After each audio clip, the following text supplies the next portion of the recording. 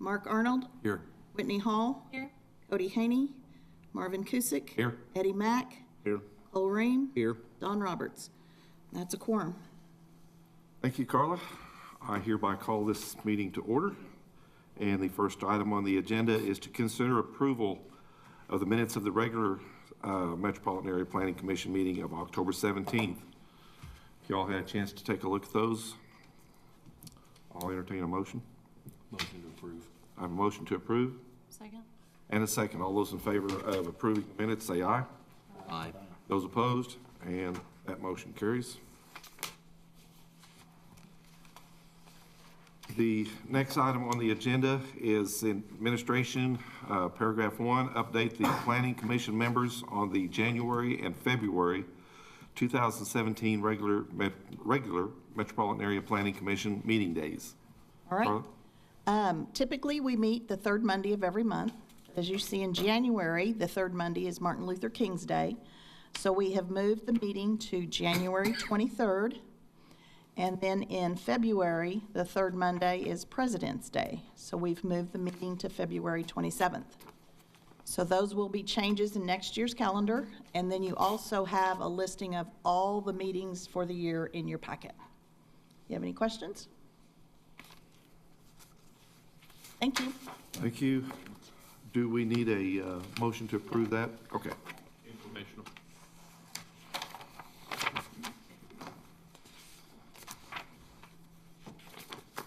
Okay. Next item is paragraph 5, item 1, consider a use by review for Jeremiah Harrion from the Forgotten Ministries to utilize lots 3 through 12, block 15, Garfield Edition, as a community garden center, which is located at the northwest corner of 4th Street and Moore Avenue. Chris? Thank you, Mr. Chairman. You can see the site is outlined in yellow. It is directly north of the Forgotten Ministries facility there, shown on the map. And to orient you a little bit further to the east of the current facility is the New View Apartments, if that helps you get you in the neighborhood. My next picture shows you the proposed garden plot design that Forgotten Ministries is proposing. It is zoned R3, excuse me, and community garden of this scale is not a permitted use. Under our ordinance, under use by reviews, we can consider plant nurseries, and staff has looked at this size garden equal to that. When we look at a use by review, we want to make sure that we have the utilities, the drainage, the loading, parking, all of those elements there, and in this case, they are, and there are no issues with that. It's staff's recommendation to approve. Answer any questions.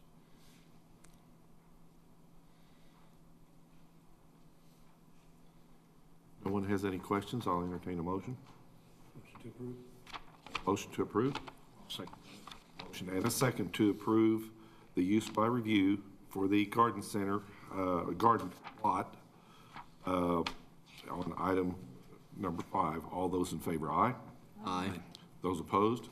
And that motion carries.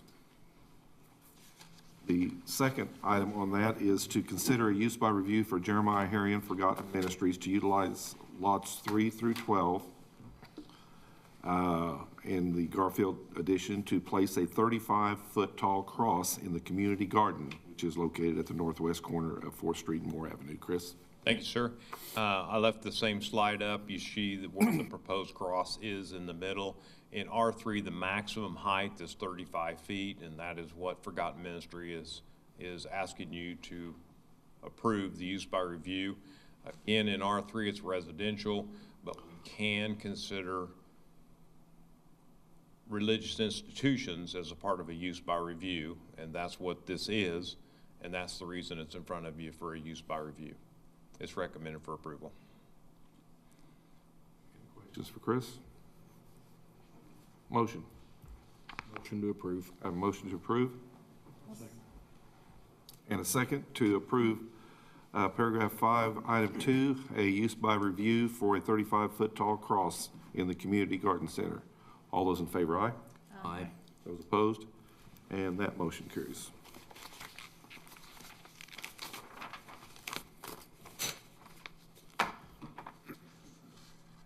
Paragraph 8, item 1 is to consider a lot split for lots 20 and 21, Block 1, Chisholm Acres, located at 7430 Ventress Drive. Chris?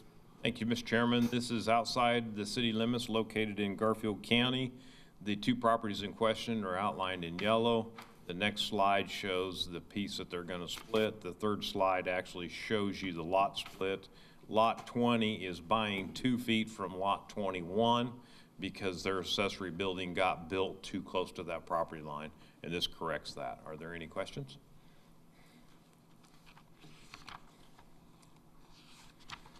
No questions? Motion? I have a motion to approve. Second. Okay, thank you, Cole. I have a motion and a second to approve paragraph 8, item 1, the lot splits for blocks 20 and 21.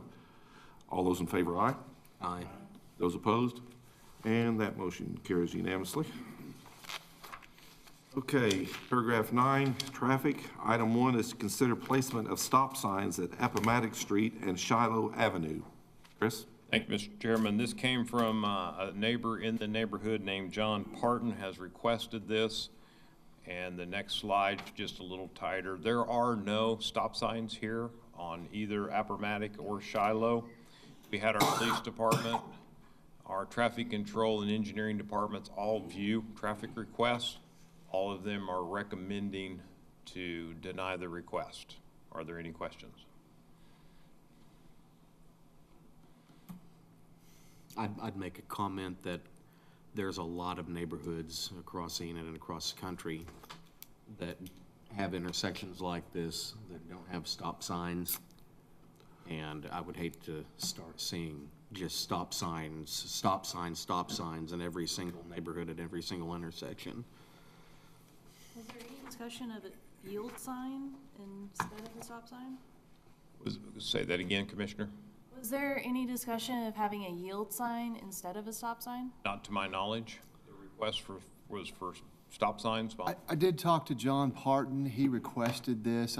We contacted him. I thought maybe he was going to be here.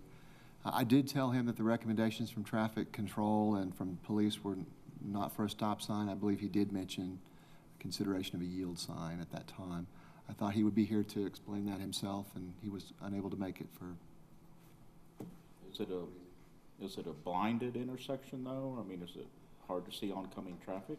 I have not looked at that intersection. Again, traffic control did and police did. The recommendation was no. Just looking at it on the GIS map, I don't. It's just it's an intersection of two local streets. And the speed limit is 25 mile per hour on unposted residential streets. And once again, there's these types of intersections in practically every neighborhood built after 1960 in Enid, Oklahoma. And you set a precedence of having a stop sign or a yield sign at 200 intersections at that point. The speed study conducted by the police department found that 85% of the traffic was with either doing the speed limit or miles an hour over, which would be 25 to 27 mile per hour. Any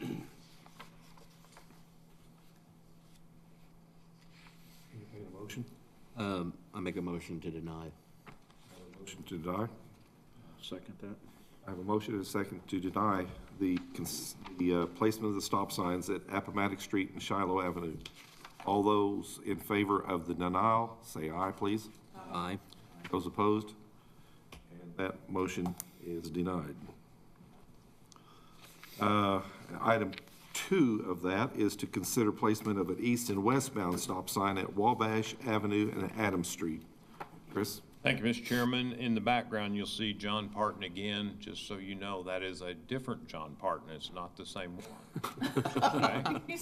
It's coincidental that we had two John Partons request stop signs at intersections on the same meeting.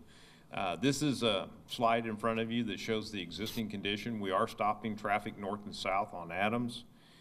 Again, we had our police department, traffic control, and engineering look at this. All three are recommending not adding the stop signs to the east and westbound traffic.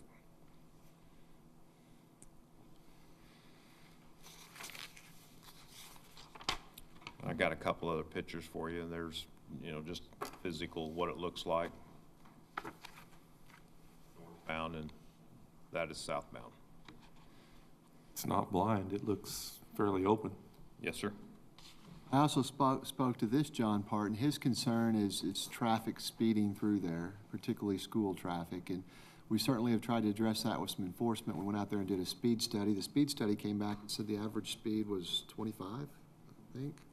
Average speed register was 25 miles an hour. So as a result, the police department did not recommend nor did traffic control. So I used to use this intersection heavily for a job that I did, and I used to go through that intersection a lot. I've never had any problems. So, I guess in fairness to John, he does live in the house right next to it, so he sees it all the time. But we did look at it, and that was the recommendation, police and traffic control. The police department reported there were no accidents from January 2016 to November 2016.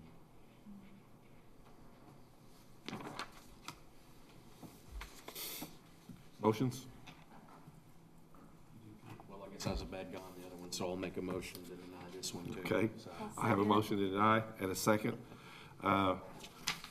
Okay, paragraph 9, item 2, the consideration of the east and west stop signs at Wabash and Adams. I have a motion to deny and a second. All those in favor of the denial, say aye. Aye.